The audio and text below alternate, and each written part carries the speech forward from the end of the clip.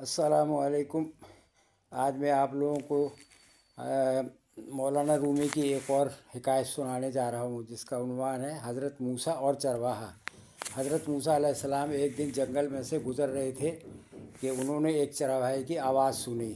वो बुलंद आवाज़ से कह रहा था, ए मेरे जान से प्यारे खुदा, तू कहाँ है? मेरे पास आ, मैं तेरे सर में कंघी करूँगा, मैं तेरी जुएँ चुनूँगा, तेरा लिबास मैला हो गया तो उसे धोऊँगा, नए नए कपड़े सी कर तुझे पहनाऊँगा, तेरे मोज़े फट गए हों तो वो भी सीऊँगा, ताज़ा ताज़ा दूध पिलाया करूँगा, और अगर तू बीमार हो जाए तो तेरे रिश्तेदारों से बढ़ चढ़ कर तेरी तीमारदारी करूँगा, तुझे दवा पिलाऊँगा, तेरे पैरों में की मालिश करूँगा।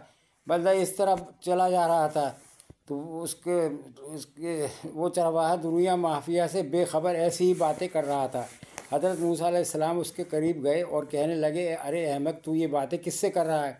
चरवाहे ने जवाब दिया, उससे कर रहा हूँ जिसने मुझे और तुझे पैदा किया और ये ज़मीन और आसमान बनाए। ये सुनकर हज़रत मूसा अलैहिस्सलाम को गुस्सा आ गया। उन्होंने कहा, ए बदबख्त, तू इसलिए बेपरवाह बकवास कहीं तू इस बेहुदा बकवास से कहीं का ना रहा, बजाय मोमिन होने के तू काफिर हो गया। ख़बरदार, आइंदा ऐसी लायानी और फजूल बकवास मुँह से ना निकालियो, अपने हलक में रुई ठोंस ले, तेरे इस कुफर की बदबू सारी दुनिया में फैल गई। अरे बेवकूफ़, ये दूध, लस्सी और रोगनी रोटियां हम मखलूक के लिए हैं, कपड़ों के मोहताज हम हैं। हक ताला इन हादसों से बेनियाज है। अगर तूने अपनी ज़ुबान बंद ना की तो याद रख, गैरत हक आतिश बनकर कायनात को जला डालेगी। खुदा ऐसी खिदमतों से बेपरवाह है। वो ना बीमार पड़ता है, ना उसे तीमारदारी की ज़रूरत है, ना उसका कोई रिश्तेदार है। तो वो दूध तो वो पिए जिसका बदन और उम्र बढ़ने वाली हो और जो ज़ौफ़ महसूस करता हो। बहरहाल, हज़रत मूसा के गैज़ व गज़ब में भरे हुए अल्फाज सुनकर चरवाहे के औसान ख़ता हो गए।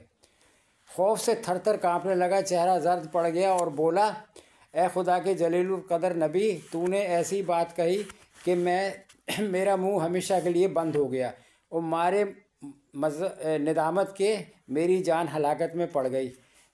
ये कहते हुए चरवाहे ने एक आह सर्द खींची और अपना गिरेबान तार तार किया और दीवानों की तरह सर पर खाक उड़ाता हुआ गायब हो गया। अब हज़रत मूसा अलैहिस्सलाम अल्लाह से हम कलाम होने के लिए कोहे तूर पर पहुँचे तो खुदा ने उनसे फरमाया, ए मूसा, तूने हमारे बंदे को हमसे जुदा क्यों किया? तू इस दुनिया में फसल के लिए यानी जुदाई के लिए आया है या वसल यानी मिलाप के लिए आया है? ख़बरदार, इस काम में एहतियात कर और जहाँ तक तुझसे हो सके फ़िराक की हद में कदम मत धर। हमने अपनी मखलूक में से हर शख्स की फितरत अलग बनाई है और हर फर्द को दूसरों से जुदा अकल बख्शी है। जो बात एक के हक़ में अच्छी है, वही बात दूसरे के हक़ में बुरी है।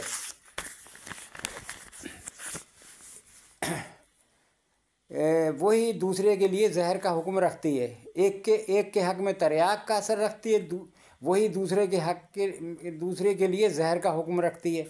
एक के हक़ में नूर है तो दूसरे के हक़ में नार। एक के लिए गुलाब का फूल और दूसरे के लिए कांटा।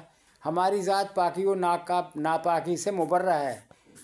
और ए मूसा, ये मखलूक हमने इसलिए पैदा नहीं फरमाई कि इससे हमारी ज़ात को कोई फ़ायदा पहुँचता है।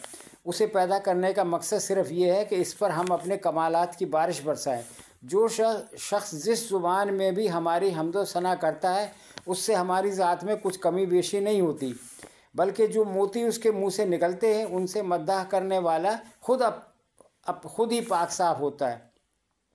हम किसी के कौल और ज़ाहिर पर निगाह नहीं रखते, हम तो बातिन और हाल देखते हैं। ए मूसा, खिरदमंदों के आदाब और हैं, दिल जलों और जान हारों के आदाब और। हज़रत मूसा ने जब खुदा का ये अताब आमेज़ खिताब सुना तो सख्त परेशान हो गए। बारगाह इलाही में नहायत निदामत और शर्मसारी से अर्ज़ करने लगे कि फिर इसी इस्तराब व बेचैनी की हालत में उस चरवाहे को ढूंढने जंगल चले गए। इसके कदमों के निशान देखते देखते इस कदर चले कि पैरों में छाले पड़ गए। सहरा व बियाबान की खाक छान मारी, लेकिन चरवाहे का कहीं पता न चला। कहते हैं कि दीवानों का नक्शे पा فروزن کے نقشے پا سے الگ ہوتا ہے۔ اسی لیے حضرت موسیٰ نے اپنی تلاش جاری رکھی، یہاں تک کہ آپ اسے پا لینے میں کامیاب ہو گئے۔ چرواہے نے انہیں دیکھ کر کہا، اے موسیٰ، اب مجھ سے کیا خطا ہوئی کہ یہاں بھی آ پہنچے؟ حضرت موسیٰ نے جواب دیا، اے چرواہے، میں تجھے مبارکباد دینے آیا ہوں۔ تجھے اللہ تعالیٰ نے اپنا بندہ فرمایا اور اجازت عطا کی کہ جو تیرے جی میں چاہے بلا تکلف کہے۔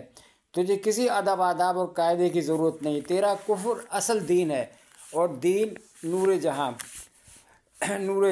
تجھے سب کچھ معاف ہے، بلکہ تیرے صدقے میں تمام دنیا کی حفاظت ہوتی ہے۔